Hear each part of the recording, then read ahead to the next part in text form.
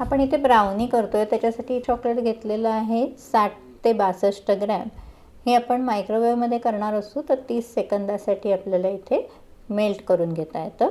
इथे मी double boiler मेथडनी करते. पाणी गरम झाल्यावर त्याच्यामध्ये हे बाउल ठेवलेलं आहे चॉकलेट घालून आणि ते थोडंसं विरघळलं त्यानंतर पाव कप इथे मी बटर घातलेलं आहे.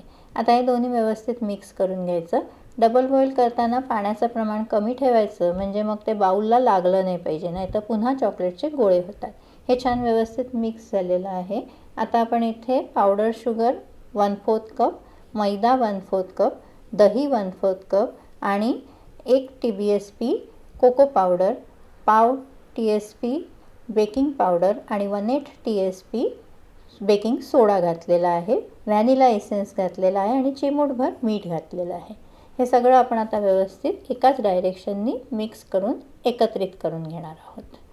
आता हे चांगल्यापैकी झालेलं आहे मिक्स. आता आपल्याला ज्या ट्रेमध्ये बेक करायचं आहे त्याला ग्रीस करून घेऊया, बटर लावून घेऊया आणि पावडर मैदा जो आहे तो भरभरून असा व्यवस्थित चिटकवून घेऊया. बटर पेपर असेल तर हे सर्व करायची गरज नाही. आता त्याच्यामध्ये नटी हे येण्यासाठी, फ्लेवर म्हणा किंवा नट्स येण्यासाठी इथे मी बदाम घालते. मीठ घालून बदाम असे टॉस करून छानपैकी भाजून घ्यायचे, म्हणजे ते चांगले भाजलेही जातात आणि बाहेरचं कव्हर वगैरे आहे ते जळत नाही. मिठामुळे छान चव येते त्याला. आता हे मिठासकट थोडंसं जाडसर कुटून घेतलं आहे.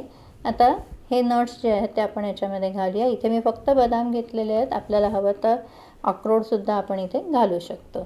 अशा प्रकारे एकाच डायरेक्शननी एकत्र करून घेऊ आणि ग्रीस केलेल्या ट्रेमध्ये हे घालून घेऊ. प्रीहीटेड ओव्हन किंवा मायक्रोवेव्हमध्ये आपल्याला हे बेक करायचं आहे. इथे मी माझ्या हॅलोजन ओव्हनमध्ये करणार आहे, त्याच्यामुळे मी 10 मिनटासाठी तो 180 डिग्रीला प्रीहीट करून घेतलेला आहे. त्याच्यामध्ये आता 180 डिग्रीला मी हा 20 मिनटासाठी बेक केलं. बेक झाल्यावर थोड्या वेळ 5 मिनटं झाकून ठेवायचं, नंतर थोडंसं थंड होऊ द्यायचं आणि मग त्याचे आपण काप करून घेणार आहोत. अशा व्यवस्थित कापून घेऊया वड्या त्याच्या. मस्त बाहेरनं छान क्रिस्पी वाटतं आहे आणि आतमध्ये सॉफ्ट असं वाटतं आहे. आता ते निघतं आहे का बघूया. Hold your breath. Oh yes, निघालेली आहे मस्तपैकी. छान दिसते आहे, आतमध्ये एकदम सॉफ्ट, क्रंची बाहेरून आणि फुल ऑफ नट्स. मस्त अशी ब्राउनी तयार आहे. नक्की करून बघा. आवडली तर लाईक, शेअर, सबस्क्राईब नक्की करा.